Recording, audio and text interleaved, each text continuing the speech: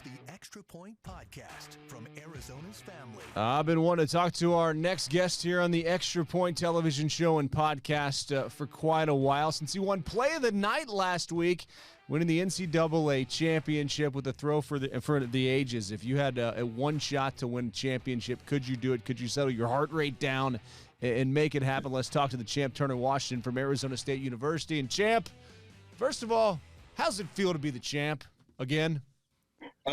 It feels great, I started out winning and then to end my career going out on top, coming back from COVID where I went back and won 3 in 1 year to then one last year. And then this year kind of struggled to find it during indoor in the beginning of the season, but to be able to do it on the last throw of my last collegiate career was just an amazing feeling. All right, so let's talk to the kids out there about the grace under pressure, like Ernest Hemingway used to write about. This is it. We were watching it here at the Extra Point, and we kind of went crazy, and it was our play of the night. But just to be able to in that moment to seize the opportunity, what was it like as you were standing there about to throw? Oh, it was just like tons of pressure going through my head. And the one thing I was thinking, I was like, you know what? Someone did this to me on Wednesday. Jordan Geist from the U of A, he got me on his last throw. And I was kind of like, it's up to me now. And there's like nothing else that can be said when you're the last thrower. It's like, it's on you now. And as I'm going into that last throw, it's just kind of really like, what are the cues that I've been working on throughout the meet and then throughout practice. And I just felt super locked in on that meet, super focused during that competition. And then going into the circle, heard a little outside noise, but that happened on the 5th throw. On the 6th throw, I was prepared for the chatter coming from the stands, and I knew how to handle it. And I just kept thinking, what are my cues? What are my cues? And then I was like, fine, it's finally time to go. And then when it left my hand, I had a sneaky suspicion, like, okay, that throw felt like I finally put the whole meet together, because each throw, 1 through 5, there was just pieces missing. Like I was doing something good on one throw, then doing something poorly on the next. And that 6th throw was finally like putting six complete throws together and like competing at the highest level. If you weren't competing, would you be one of those guys chattering in the stands? Were you actually appreciating what they were saying? Yeah, no, I did not enjoy what they were saying. I just think it's like at some level I get when it's just a fan, but when it's coming from other athletes, like they too know how much work goes in, and just like it's kind of disrespectful. But I let my opinion on the matter be known. So there's nothing much more to say. Well, it was one of the great post game interviews there, and I guess when you take us into the decision to rip off the shirt and announce to the world the champ is here. Yeah, I was fired up. Like I heard it. I knew what direction it was coming from. Imagine it was Arkansas people, and I just wanted to show them like I'm here. If you want to keep talking that crap or you run away, which they did, So, yeah, that was my whole attitude. And I was just kind of like thinking back with my childhood. I remember Robert Harding, all-time great discus thrower, but would rip his jersey off kind of when he'd have a great throw. And it's just kind of like it was one of those moments that you grow up seeing on YouTube and trying like, oh, one day I hope someday I'll be in that kind of moment.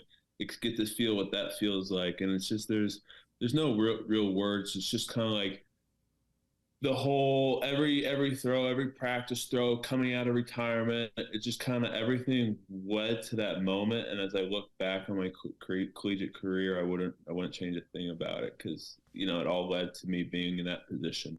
So were you done? Like, is this like the old boxer, the old fighter here? Kind of take me through that whole situation of because you grew up. Your dad was in the Summer Olympics, right? So my dad was in 3 Olympics. Yeah. So what went into the decision to shut it down and then crank it back up?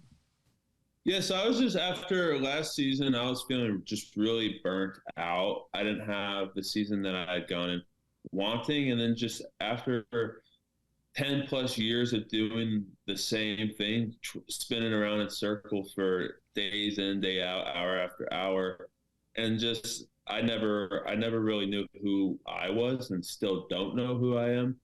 But I was just so consumed with Turner Washington being just Turner Washington, the thrower, that it came to a point like I was like, this is not a healthy relationship. Like the way I see the sport, this isn't a good way, and it's becoming detrimental to my life. So I kind of chose. I was like, you know what, I'm going to be done. And then I think that period of retirement gave me the opportunity to find like, okay, like what is it you like about the sport? What is it you don't like about the sport? And how can you change those like in your own approach?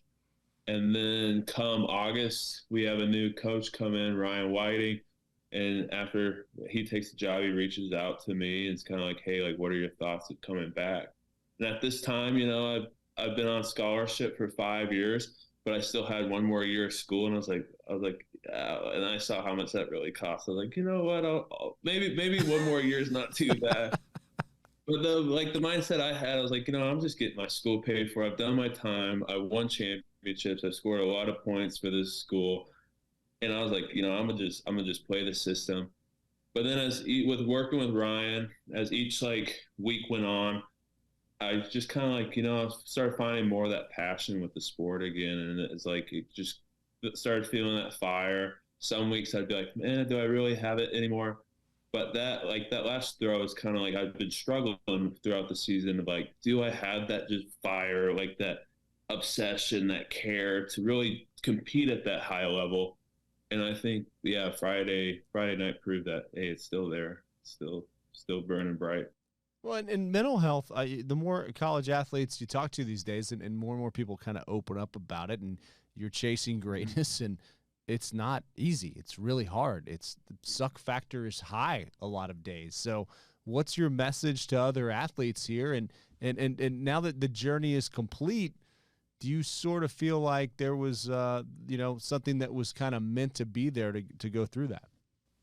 Yeah, no, I definitely think that's kind of like this year. It was really an opportunity for me to learn more about myself and like overcoming just the challenges that we all have.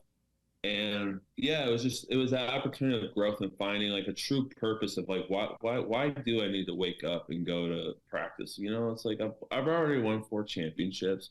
There's not a whole lot of money in the sport professionally. So it's kind of like, what is the why? And it was just more like at the like kind of a pride thing. It's like, it's just when I get in that competitive environment, I don't want to come second. So it's really just staying true to who I know I am deep down.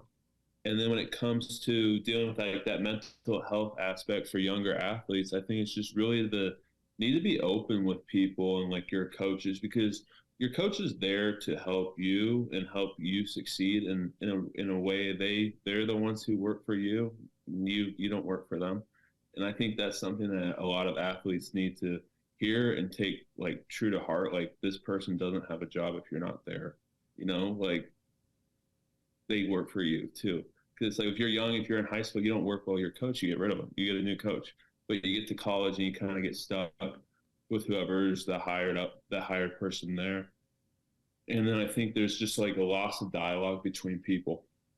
But yeah, I think that's just really big thing, is just being open to the people who are around. Like, I want to, like, my strength coach, Marcus, like, he was always that person that was just like there to listen to me. Cause there were a lot of bad days coming out of the circle, just pissed, but he was always there to listen and just help me along.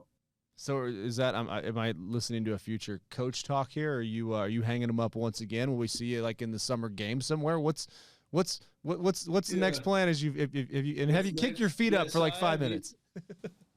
Yeah, no, I took a couple days off, enjoyed the time, and then now I'm getting back into training, getting ready for USA's, which is in mid-July. And if things go well there, then I'll be heading to Budapest for the World Championships. It's definitely a cool way to see the world. As you sort of, you know, process this whole experience and go about that business, is there like, how long you think you can compete in this, and is there a future in coaching? Yeah, no, that's the next thing. It's kind of like right now I'm just weighing like what it is, like what do I want to do, because it's like I'm not a single man that can just go along and do whatever. So it's kind of like also taking, like, I now have where do I want to be 20 years from now? Where do I want my kids to be? Like, what kind of life do I want to have, rather than just, win Olympic gold medal in the the world's great, everything's perfect in it, you know. And I think that's just one thing. Is growing up, you learn to realize that there's so much more to life than the sport.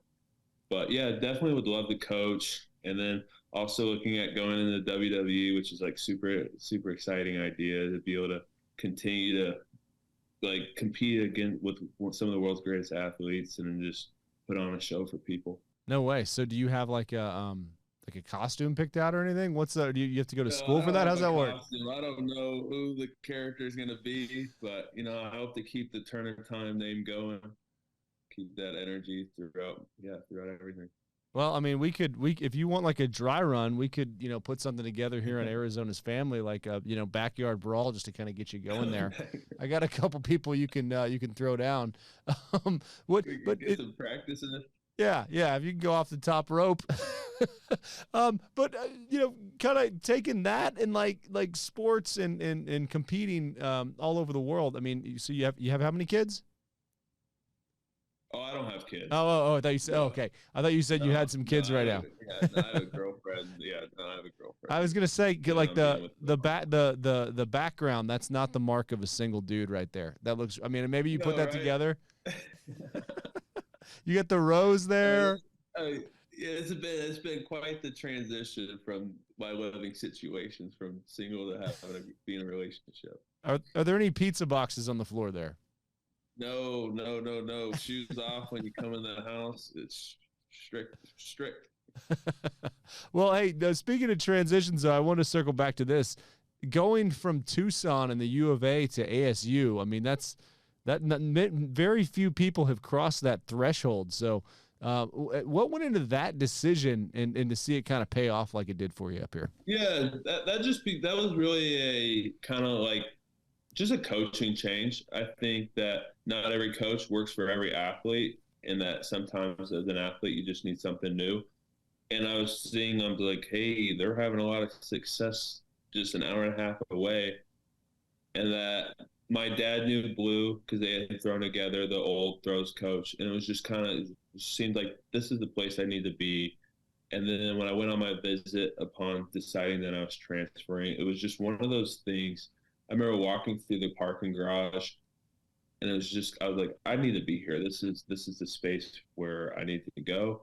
And then I decided that I was going to be going to Arizona State that same day. But at the end of the day, like, I love Tucson. My heart's will always be in Tucson, and I could have done everything that I did up here in Tucson. That would have been really the cherry on top. But yeah, Tucson's home, and it always will be.